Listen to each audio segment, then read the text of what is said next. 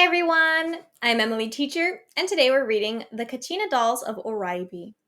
The village of Oraibi lies in the middle of the 4,000 square mile Hopi Reservation in the northeast corner of Arizona. It is believed to be the oldest continuously inhabited village in North America. Oraibi was first settled nearly 1,000 years ago by the Anasazi, a pastoral people who excelled in the creation of beautiful objects.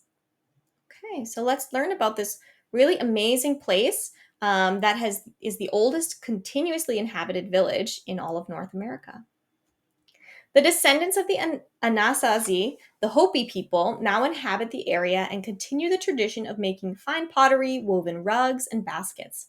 But Hopi artistry is best exemplified by the unique form of carved wooden figures known as kachinas. These figures are sculpted from the root of the cottonwood tree and range in size from a few inches up to 2 feet. The heads often have ornately carved masks. The finished figures are painted in bright colors and embellished with shells, feathers, and semi precious stones.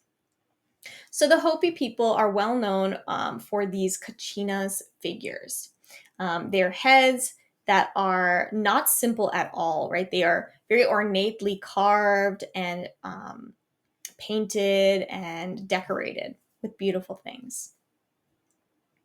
The Kachina carvings are representations of the Hopi spirit world. In the Hopi view, everything in the world is inhabited by a spirit. When people succeed in living in harmony and balance with the spirits, the world will be at peace. The carvings represent the spirits of hallowed figures from Hopi history, as well as of plants and animals, the sun, the moon, and the stars. So the Hopi people believe everything has a spirit, and that it must be lived with in harmony and balance so the world can have peace. So these carvings often represent the spirits of people or things. From late December to July, the spirits are believed to be on Earth. During this time, the Hopi perform ceremonies in their villages. Masked and costumed dancers impersonate the spirits in celebrations held in their honor. Some of the dancers represent benign, gift bearing kachinas who present children with carved dolls. These are not toys, for they have a religious and social significance, but neither are they worshipped as idols. They are hung on the walls of Hopi homes. And by learning what each kachina doll stands for, the children discern the history, codes of behavior, and religion of their people. Along with the gift bearing kachinas, there are also representations of malevolent spirits who dance through the village streets. Supposedly, they are searching for those in the community who have been disobedient. These demon kachinas are often grotesque in appearance, frightening to those who see them approaching. So during the ceremonies that they perform between late December to late July, there are two kinds of kachinas that are being uh, impersonated.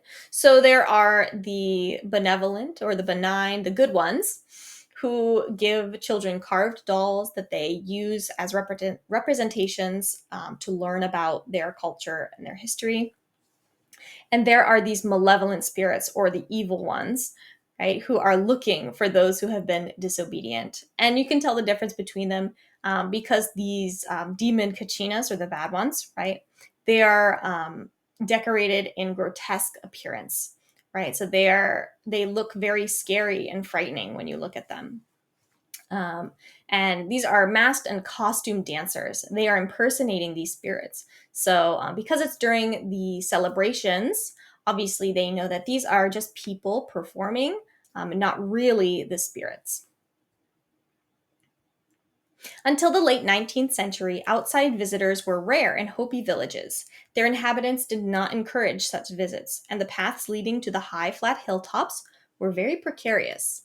But once roads were built, access to the heights was easy. Soon tourists began to outnumber the residents. They came to watch religious ceremonies held in the spring and summer. As mementos, they purchased Kachina dolls. Hopi carvers, who once made these dolls only for use in their own communities, stepped up production to meet the demand. So while Hopi people did not want visitors to come to their villages, later when more roads were built and it was safe for outsiders to go into the village, um, tourists began to outnumber those living there. They would come and watch their ceremonies and would even purchase these Kachina dolls for themselves.